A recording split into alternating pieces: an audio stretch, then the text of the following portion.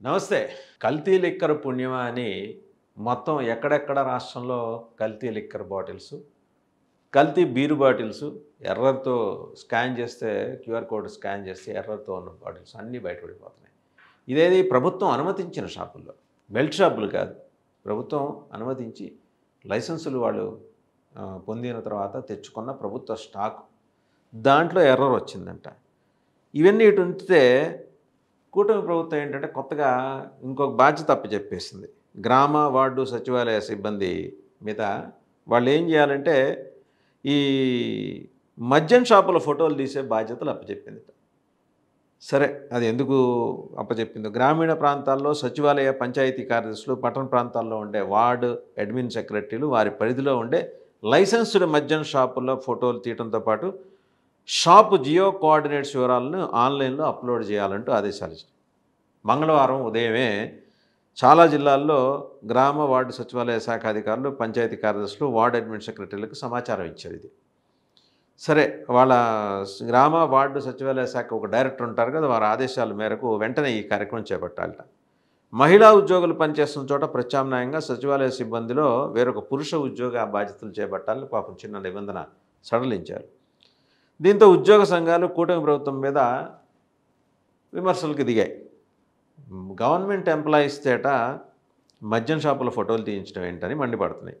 దీనివల్ల ఏం ప్రయోజనమని ఆగ్రహం వ్యక్తం చేస్తున్నాయి. బెల్ట్ షాపుల కట్టడికి చర్యలు మానేసి ఇంత హడావిడిగా ఈ జియో ట్యాగింగ్ ఎందుకు చేయిస్తున్నారు అంటే సింపుల్. దీంట్లో పెద్దగా రాకెట్ సైన్స్ ఏం లేదు. బెల్ట్ షాపుల మించి జనం ఫోకస్ మళ్లించడానికి ఏదో లైసెన్స్డ్ వైన్ షాప్స్ దగ్గర, లిక్కర్ షాప్స్ దగ్గర ఈ జియో ట్యాగింగ్కి సంబంధించిన ఒక అద్భుతమైన కార్యక్రమం శరవేగంగా నడుస్తుందని చెప్పడం. ఫోకస్ ఇటు మళ్ళీతుంది. బెల్ట్ షాపుల పని బెల్ట్ షాపులు చేసుకుంటా పోతున్నాయి. రాష్ట్ర వ్యాప్తంగా 70,000 ఉన్నాయని ఒక అంచనా, చాలామంది అంటున్నది. మరి దాని మీద ఎందుకు ఫోకస్ పెట్టరు? దాని ఫోటోలు ఎందుకు తీయించరు? దాని ఫోటోలు తీయించడానికి వీళ్ళెందుకు? గ్రామ, వార్డు సచివాలయాల సిబ్బందులు ఎందుకు? మీ ఎక్సైజ్ డిపార్ట్మెంటే ఉన్నారు, వాళ్ళ చేతే తీయించవచ్చు కదా. ఇప్పుడు ఈ లైసెన్స్డ్ షాప్స్ అయినా ఫోటోలు కానీ జియో ట్యాగ్ కానీ వాళ్ళ చేతే తీయించవచ్చు కదా. వీళ్ళ సర్వీసులు వాడుకోవాల్సిన అవసరం నెసిటీ ఏమొచ్చింది అంటే ఇక్కడేదో సంథింగ్ గోయింగ్ ఆన్. బెల్ట్ షాపుల్లో జరుగుతున్న అరాచకాన్ని, దుర్మార్గాన్ని, ఈ అక్రమాన్ని బయటకి సాధ్యమైనంతగా ఎక్స్పోజ్ కాకుండా చూడటం కోసం దారి మళ్లింపు కార్యక్రమం అంటారు. డైవర్షన్ అంటాం అన్నమాట. డైవర్షన్లో మనం వేరే చెప్పక్కర్లా. మనకి బ్రాండ్ ఉంది, ఒక అంశం రగిలిపోతుంటే దాని నుంచి ఇంకో అంశంలోకి వెళ్ళిపోతాం. అలాగే ఆ అంశం అది కూడా రగిలిపోతుంటే ఇమీడియట్గా ఇంకో అంశం కూడా మనకు దొరుకుతుంది. అదే సంక్షోభం నుంచి అవకాశాలు సృష్టించుకోవడం అంటే ఇదే. ఇప్పుడు సంక్షోభం అంటే ఏంటంటే ఏదో ఒక పెద్ద స్కాము, అవకాశం ఏంటంటే డైవర్షన్ అంటారు అనమాట. ఈ సంక్షోభం నుంచి అవకాశాలు సృష్టించుకొని ప్రజలు తాత్కాలికంగా ముందంశాన్ని మర్చిపోవటం. దీంట్లోంచి ఏ నుంచి బీకి, బి నుంచి సికి, సి నుంచి డీకి వెళ్ళిపోయి మొదటి అంశం మర్చిపోతాం. అసలు కీలకమైన అంశాలు రాష్ట్రంలో చాలా ఉన్నాయి. సరే, ఇప్పుడు అద్దేపల్లి జనార్దన్ రావు గారు, అలాగే జయచంద్రారెడ్డి గారు, కట్టా సురేంద్రనాయుడు గారి పుణ్యమా అని వారి కుటీర పరిశ్రమ తాలూకు వ్యవహారం అంతా బయటకు వచ్చింది. వాళ్ళు జోగి రమేష్ గారు అద్దేపల్లితో చేసిన వాట్సాప్ చాట్లు లీక్ అయినాయి. అలాగే జనార్దన్ రావు గారు మరి డిపోజిషన్, వారి సాక్ష్యం ఇచ్చేప్పుడు వారు మాట్లాడింది, ఇన్వెస్టిగేషన్ ఆఫీసర్ ముందు మాట్లాడిన వీడియో కూడా లీక్ అయింది. ఎవరు లీక్ చేశారో ఎవరికి తెలియదు మరి. ఎందుకంటే లీక్ చేయడానికి వీల్లేదు. ఆయన జ్యుడిషియల్ కస్టడీలో ఉండగా మరి ఎలా లీక్ అయింది, ఎవరు లీక్ చేశారు? అయితే ఒక వెసులుబాటు ఉంది. ప్రభుత్వం తరఫున ఇన్వెస్టిగేషన్ ఆఫీసర్ బయటకు వచ్చి చెప్పచ్చు, తప్పేం లేదు. ఇలా ఇన్వెస్టిగేషన్లో ఈరోజు ఈ అంశాలు దొరికినాయని వాళ్ళు చెప్పడంలో nothing wrong in it. But video leak చేయటం అనే సంప్రదాయానికి చట్టబద్ధత ఉందా లేదా అనే దాని మీద ఇంకా క్లారిటీ లేదు. ఏదేమైనా ఆయన చక్కగా ఏంటంటే ఆఫ్రికాలో నుంచి వీడియో రిలీజ్ చేసినప్పుడు చెప్పని మాటలన్నీ ఇప్పుడు చెప్పారు ఆయన. ఆ రోజు జోగి రమేష్ గుర్తు రాలేదు, ఈరోజు గుర్తొచ్చారు, చెప్పారు. కేవలం 3 కోట్ల రూపాయలకే పాపం ఆయన ఆశపడి ఇంత పెద్ద నెట్వర్క్ని ఆయన స్థాపించారంటే ఆయన సాహసాన్ని మెచ్చుకోవాలి. సరే, దాంతోపాటు ఆయన సాహసంతో పాటు ఇక్కడ ఇంకో విషయం మనం చెప్పుకోవాల్సింది ఏంటంటే ఇక్కడ ఒంగోలు శివార్లలో ఒక వైన్ షాప్, పేరు అనవసరం, దాంట్లో ఏంటంటే పాపం ఒక బీరు ప్రియుడు వెళ్ళి ఏదో కొనుక్కోవాలని చూసి స్కాన్ చేశారట. గవర్నమెంట్ ఏదో సురక్ష యాప్ చెప్పింది. స్కాన్ చేస్తే ఎర్రర్ కోడ్ వచ్చింది. నిన్నగాక మొన్న ఓం ప్రథమం చేస్తే రెండో రోజే విఘ్నం, ద్వితీయ విఘ్నం ఈ స్కాన్ చేస్తే.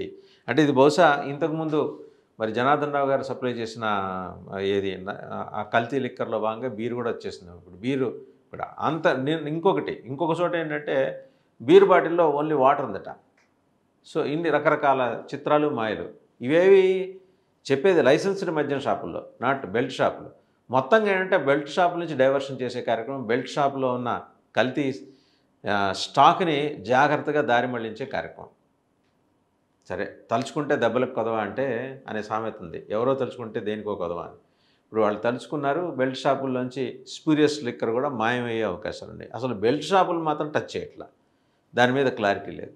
సో, ఇవన్నీ ఇట్లా ఉంచితే మరి చివరికి బీర్ దాకా కూడా వచ్చేసారంటే రాష్ట్రంలో సేఫ్ లిక్కర్ లేదు అనేది స్పష్టంగా అర్థమవుతోంది. 47 కోట్ల క్వార్టర్ బాటిల్స్ లిక్కర్ బాటిల్స్ రాష్ట్రంలో ములకల చెరువు నుంచి మరి ఇబ్రహీంపట్నం దాకా పరిగెత్తుంటూ, పాక్కుంటూ, నడుచుకుంటూ వచ్చి అక్కడి నుంచి అక్కడ రాజధానిలో ఉన్న జంట నగరాలు విజయవాడ, గుంటూరుకి అందులో 30% స్టాక్ వెళ్ళి ఇప్పుడు అది తాగిన వాళ్ళు ఆందోళన పడి వాళ్ళ ఇళ్లల్లో మరి వాళ్ళ ఇల్లాళ్ళు బెంగలు పెట్టేసుకొని డాక్టర్ల చుట్టూ పరిగెడుతున్నారు. మరి జగన్మోహన్ రెడ్డి గారి పరిపాలనా కాలంలో 30,000 మరణాలు సంభవించినాయి. దాన్ని లెక్క ఇవ్వండయ్యా అంటే ఎన్‌హెచ్‌ఆర్‌సీ చెప్పింది అన్నీ 0, 0, 0, 0 అని చెప్పింది. ఏమీ లేవని. మరి కనీసం ఎఫెక్ట్ అయిన వాళ్ళ పేర్లైనా బయట పెట్టాలి కదా, అది లేదు. అదైతే ప్రచారం బ్రహ్మాండంగా జరిగింది. తీరా చూస్తే కడుపు చించుకుంటే కాళ్ళ మీద ముందు పడినట్టు జగన్మోహన్ రెడ్డి గారి లిక్కర్ స్కామ్‌ని టచ్ చేసి వాడి పరిపాలనా కాలంలో జరిగినట్టుగా భావిస్తున్న లిక్కర్ స్కామ్‌ని టచ్ చేసి మిథున్ రెడ్డిని అరెస్ట్ చేసి ఇంకా చాలామందిని అరెస్ట్ చేసి ఆయన మిథున్ రెడ్డి గారు లెటర్ రాయంగానే ఆయన ఇంట్లో మళ్ళీ నిన్న ప్రత్యేకంగా సోదాలు సిట్ నిర్వహించింది. అసలు విషయం వదిలేసి ఆయన ఎలాగూ హీఈస్ ఫేసింగ్ ద ట్రయల్, విచారణ ఎదుర్కొంటున్నారు, బెయిల్ మీద ఉన్నారు.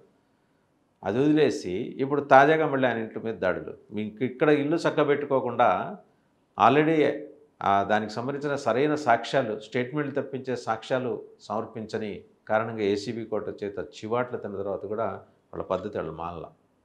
చూపించాల్సిన శ్రద్ధ ఎక్కడ? ఆంధ్రప్రదేశ్ మీద. ఏం జరిగింది?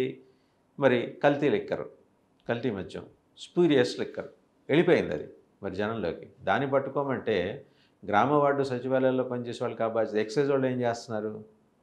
సమాధానం లేదు. బెల్ట్ షాపుల సంగతి ఏంటి? సమాధానం లేదు. మరి ఎన్ని సమాధానాలు పక్కన పెట్టేసి మరి ఏం చెప్పాలనుకుంటున్నారు? అధికారికంగా వైన్ షాపుల్లో కూడా స్పూరియస్ లిక్కర్ అమ్ముతున్నారు అనే సంకేతం వచ్చేలాగా లైసెన్స్డ్ షాప్స్లోనే ఇవి దొరికితే రేపొద్దున జనానికి ఏం సమాధానం చెప్తారు?